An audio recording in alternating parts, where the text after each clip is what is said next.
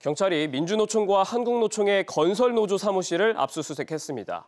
어제 민노총 본부 압수수색에 이어서 이틀 연속 노조 수사에 나선 건데 정부가 사실상 노조와의 전쟁을 선포하면서 노정 관계가 급격히 냉각될 전망입니다. 황인표 기자와 얘기 나눠보겠습니다.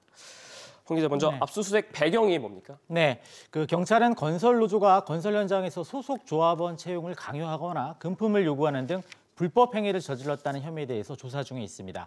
국토부는 건설노조로 인한 피해 사례도 공개했습니다.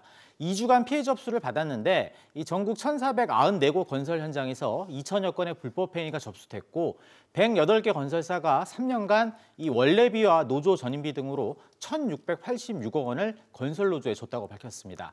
국가보안법 위반 혐의로 어제 민주노총 본부에 대해서 압수수색도 진행됐는데 이 노조에 대한 수사 범위가 더욱 확대될 전망입니다. 이번 수사에 대해 민주노총은 총파업을 벌이겠다고 밝혔고 한국노총은 노동계를 굴복시키려 할수록 노동개혁이 멀어진다고 밝혔습니다. 윤 대통령이 예고를 했었잖아요. 노조 부패 척결. 네. 사실 본격적인 실행에 들어갔다고 봐야 되는 겁니까? 네, 그렇습니다.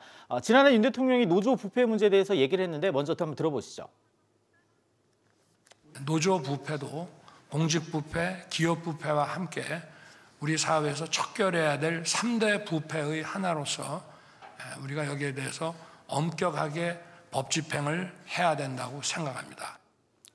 지난해 화물연대 파업에 대한 강경 대응으로 정부가 어느 정도 승기를 잡았고 여론도 나쁘지 않다고 보고 이 노동개혁에 속도를 내는 것으로 보입니다. 대통령 발언 이후에 이 고용부가 노조 회계 자료를 의무 제출하도록 하는 법안을 3월까지 마련하기로 했고요. 또 주 단위 연장 근로시간을 연 단위로 바꾸는 방안도 추진 중에 있습니다. 노정 갈등이 장기화할 수밖에 없을 것 같습니다. 그렇습니다.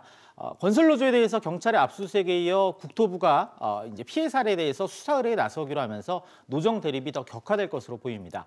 노정에 이어 사실 노사 갈등도 좀 우려되는 상황인데요. 올해 성장률 전망치가 정부 기준으로 1.6%에 불과합니다. 한마디로 불황인데 이런 불황이 예상되다 보니까 기업마다 정리해고와 희망퇴직 등 구조조정 이슈가 발생할 수도 있습니다.